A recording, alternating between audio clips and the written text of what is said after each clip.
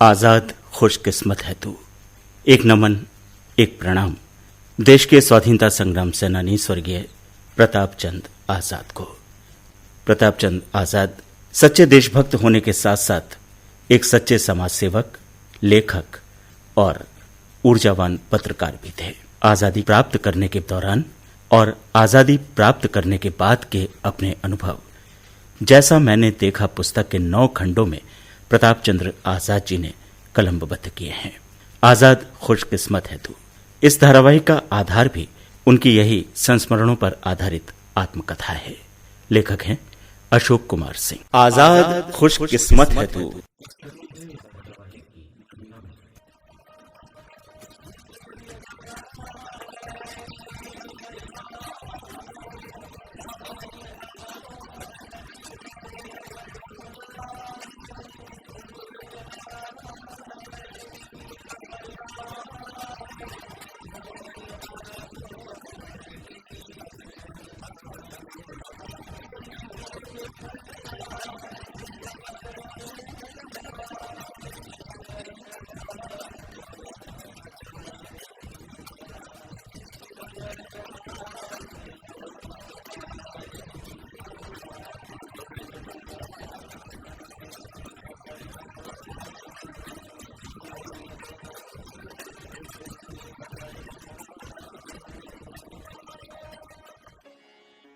विधान परिषद के दूसरे कार्यकाल के लिए प्रताप चंद्र आजाद चुन लिए गए थे।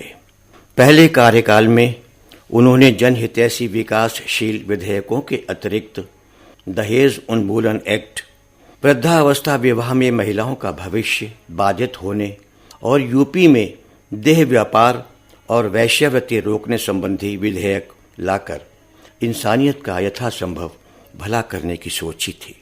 इन सभी विधेयकों को पास करवाकर कानून बनवाने तक में क्रमवार तत्कालीन मुख्यमंत्री गोविंद बल्लभ पंत ने श्री आजाद की मदद की थी। दरअसल मुख्यमंत्री पंडित पंत जी स्वयं एक दूरदृष्टा और कर्मठ नेता थे, अतः वो प्रताप चंद्र आजाद को इसलिए और ज्यादा पसंद करते थे क्योंकि वे कभी अपने निजी कार्य या अनर्गल सिफारिश को कभी नहीं आए। अब जब 1957 में मुख्यमंत्री स्वयं तो दिल्ली से आए पंडित जवाहरलाल नेहरू के बुलावे पर केंद्रीय मंत्रिमंडल में शामिल होने दिल्ली चले गए थे, तब डॉक्टर संपूर्णानंद, जो तपे तपाए वरिष्ठ कांग्रेस नेता थे, मुख्यमंत्री बन गए थे। लेकिन पंडित पंत अपने सामने ही श्री आजाद को विधान परिषद की दोबारा सदस्यता ग्रहण करा गए थे। पंत जी दिल्ली जाकर केंद्र सरकार में गृह मंत्री बने। उस समय भी प्रताप चंद्र आजाद ने उत्तर प्रदेश के लिए पुलिस बलों में नैतिकता रूपी सुधार और पीएसी बल को ज्यादा अधिकार देने संबंधी गुजारिश गृह मंत्री से की। गृह मंत्री पंडित पंत चूंकि दूरदृष्टा और युगदृष्टा दोनों थे, अतः उन्होंने मांगने से भी अधिक आगे जाकर पुलिस बलों का जनसामान्य से व्यवहार का क्रम सुधारने में मदद की और दंगों जैसे मुश्किल हालात में पीएसी की स्पष्ट भूमिका निभाने की समूची शैली भी तय कर दी। लेकिन श्री आजाद को पंत जी की कमी खल रही थी। वर्ष 1958 आ चुका था। मार्च का महीना था। एक दिन मुख्यमंत्री कार्यालय से प्रताप चंद आजाद को चाय का बुलावा आया, इस अनुरोध के साथ कि मुख्यमंत्री उनसे रुहेलखंड मंडल के विकास के संदर्भ में मशविरा करना चाहते हैं। दोपहर 3:30 बजे प्रताप चंद्र आजाद मुख्यमंत्री निवास पहुंचे। मुख्यमंत्री डॉक्टर संपूर्णानंद जी से अभिवादन के पश्चात वे उनके द्वारा इशारा करने पर पास पड़ी कुर्सी पर बैठ गए। वार्तालाप शुरू हुआ।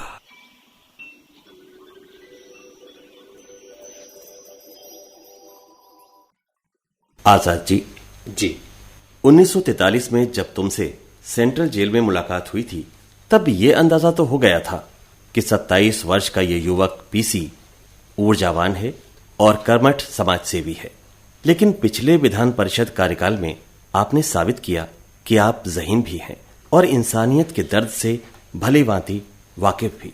अब रोहिलखंड और बरेली के लिए और भी कुछ कीजिए। निकट भविष्य में मनन करके मुझे बताइए कि औद्योगिकरण और नगर विकास के लिए कितना किया जा सकता है।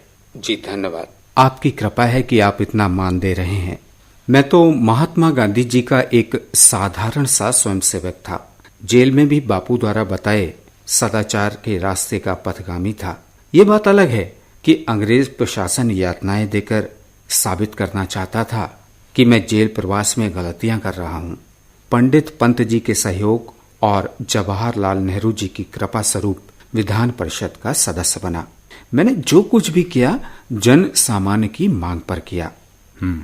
आप ठीक कहते हैं। बरेली चूंकि दिल्ली और लखनऊ के बीच सबसे ज्यादा आबादी वाला जिला है और बड़ा महानगर भी, अतः वहां के लिए ज्यादा से ज्यादा विकास योजनाएं मिलनी चाहिए। साथ ही मैं ये भी चाहता हूं कि चंदौसी में रेल कर्मचारी प्रशिक्षण संस्थान बनाने की भूमि देकर आप संस्तुति पत्र दिल्ली भिजवाएं। देखिए, पिछले मुख्यमंत्री पंडित पंत जी की सोच थी कि मुरादाबाद में पीटीसी पुलिस ट्रेनिंग संस्थान बने। मैंने संस्तुति कर दी है। 3-4 दिन में इस आशय की स्वीकृति वाले पत्र की कॉपी आपको प्रेषित करवा दूंगा। जी। चंदौसी में रेल कर्मचारी प्रशिक्षण संस्थान की बात कैबिनेट में करके मंजूरी दिलाने और भूमि आवंटन की औपचारिकताओं पर विमर्श भी करूंगा। हाँ, आपके बरेली महानगर के लिए 6 करोड़ रुपए की राशि की मूलभूत विकास हेतु संस्तुति करा दी है। खुद मैंने जेल में देखा है कि कैदियों को मिलने वाली सुविधाएं काफी कमतर हैं, अतः वहां के लिए 1.5 करोड़ रुपए की राशि स्वीकृत कर दी है। आप ये बताइए आजाद जी, आप इससे प्रसन्न हैं या नहीं? विकास तो कांग्रेस और सरकार दोनों ही का सबसे बड़ा लक्ष्य है। पंडित नेहरू जी भी हर एक मंच से विकास की हामी भरते हैं।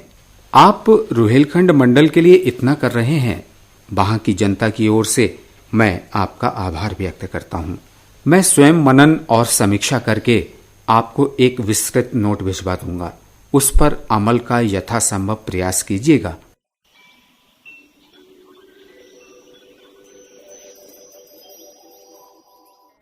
इस बीच चाय और नाश्ता आ गया। मुख्यमंत्री और प्रताप चंद आजाद ने नाश्ता किया और चाय पी। काफी देर तक अन्य औपचारिक बातचीत होती रही। 4:45 बजे मुख्यमंत्री के सचिव कुछ फाइलें लेकर आए। मुख्यमंत्री जी के समक्ष रख दी और निवेदन किया। साहब, सवा 5 बजे आपने प्रदेश कांग्रेस की बैठक में जाना है। दिल्ली से आए पर्यवेक्षक यहाँ पधारे हैं। इसी संदर्भ में आपसे कुछ विचार विमर्श करना चाहते हैं। हाँ, ठीक है। 5 मिनट बाद उन्हें भेज दीजिए। मुख्यमंत्री की सादगी और स्पष्टवादिता का बड़ा प्रभाव पड़ा। साथ ही ये आश्वासन भी अब मैं खुद को दे सकता था कि पंडित जी की तरह ही इस सरकार से भी बरेली के विकास को काफी कुछ मिलेगा। मार्च के अंतिम सप्ताह में मैं बरेली आया। प्रेस जाकर संपादकीय मंडल और अन्य कर्मियों से मिला। देखकर संतोष हुआ कि मेरे द्वारा नियुक्त किए गए सहायक संपादक जेबी सुमन मन लगाकर न सिर्फ कार्य कर रहे हैं, वरन अच्छी रिपोर्टें चयनित करके साप्ताहिक समाचार पत्र स्वराज में प्रकाशित करते हैं। इनमें मानवीय दृष्टिकोण को प्रमुखता दी जाती है।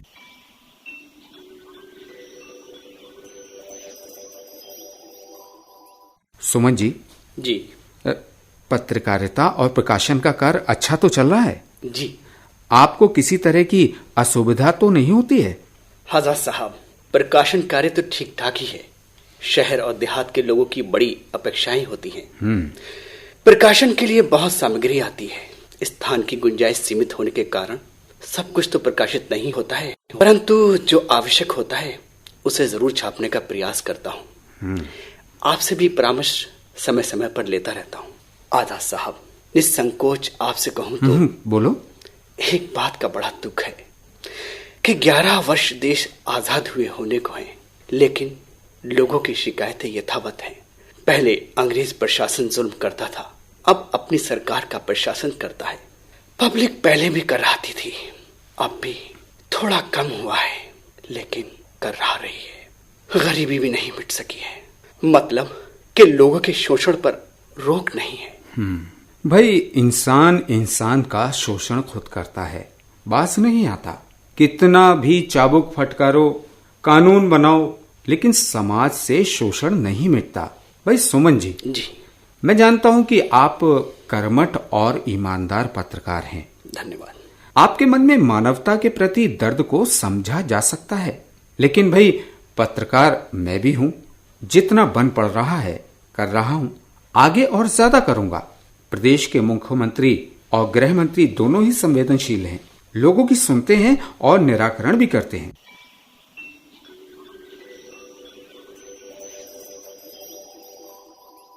प्रताप चंद्र आजाद आगे लिखते हैं कि बातचीत काफी समय चलती रही। सहायक संपादक ने उन्हें बताया,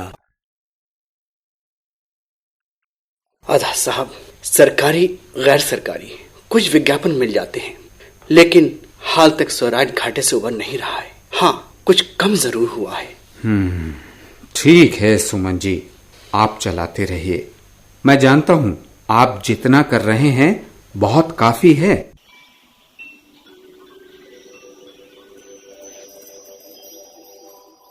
शाम को कांग्रेस कार्यालय में एक कार्यकर्ता मीटिंग रखी गई थी।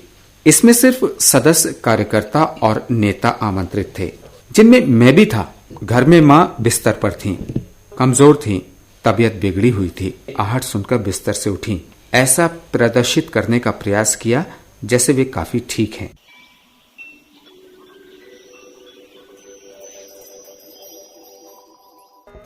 मेरा कर्मठ बेटा आ गया।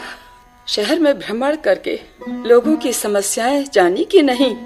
माँ, जरूरतमंदों का कुछ भला भी किया या नहीं? किसी के लिए कुछ करके भी आया या नेता बन गया है तो कोरे आश्वासनों में ही टरकाया?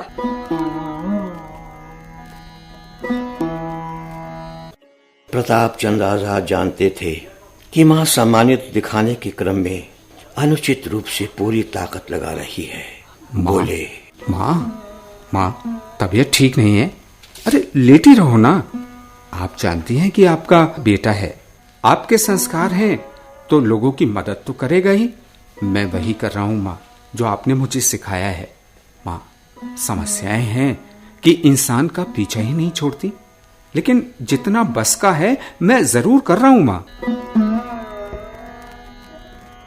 ये कहकर प्रताप मां के बिस्तर पर पैरों की तरफ बैठ गए। मां के पैर दबाने लगे। मां स्नेहवत अपने बेटे के सर पर हाथ फेरने लगी। ये क्रम काफी देर तक चलता रहा। बाद में प्रताप की नजर मां की साड़ी के पल्लू पर पड़ी। इससे यदा कदा मां मुंह पोंछ लिया करती थी। सफेद साड़ी थी, खद्दर की थी, तो पल्लू पर खून की बूंदें लगी दिखीं। प्रताप शोकाकुल हो गए। माता की नजरों से तो कुछ छिप ही नहीं सकता। मां ने देखा पहले प्रताप की ओर और फिर अपने साड़ी के पल्लू की ओर। खून की बूंदों वाला हिस्सा छिपाते हुए बोली,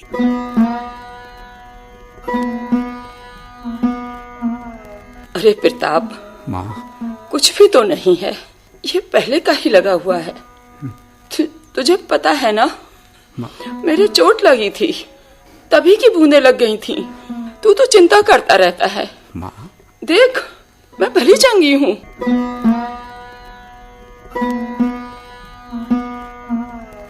प्रताप जानते थे कि मां मुझसे छिपाना चाहती है। लाख कोशिश के बावजूद प्रताप चंद आजाद की आंखों से आंसू टपक ही पड़े। तुरंत आंसू पोंछकर उन्होंने अपनी सामान्य मुद्रा बनाई और अकेले में जाकर डॉक्टर को फोन किया। पूरी चिंता बताई। डॉक्टर 15 मिनट में पहुंच गए। माता जानकी देवी से आशीर्वाद लेकर प्रताप चंद आजाद के बगल में पड़ी कुर्सी पर बैठ गए। स्टेथोस्कोप निकाला, कान में लगाया और माताजी से अनुरोध किया कि बिस्तर पर लेट जाएं। 5-6 मिनट तक पूरा चेकअप किया। डॉक्टर साहब ने माताजी और प्रताप चंद आजाद से सामान्य बातें की। फिर बोले, आइए आजाद साहब जी, बरेली के संदर्भ में आपको और रुचिकर बातें बताते हैं। डॉक्टर साहब उन्हें एकांत में बातचीत के लिए बुलाना चाहते थे। अकेले में बैठकर प्रताप चंद आजाद को संबोधित करते हुए डॉक्टर साहब बोले, आजाद जी। ज्यादा चिंता की बात तो नहीं है, लेकिन माँ की तबीयत पहले से सुधर नहीं रही है। हाँ, ज्यादा बिगड़ भी नहीं रही है। मैं कुछ दवाएं बदल कर लिख रहा हूँ। अब ये दवाएं देनी है, क्योंकि अप्रैल मई यानी गर्मी का सीजन आ रहा है, जो माँ की बीमारी के लिए कष्टकारी है, इसलिए ज्यादा ख्याल रखना है। इतना कहकर डॉक्टर विदा हो गए। प्रताप चंद आजाद ने माता जानकी देवी के पास लौटकर उन्हें बताया,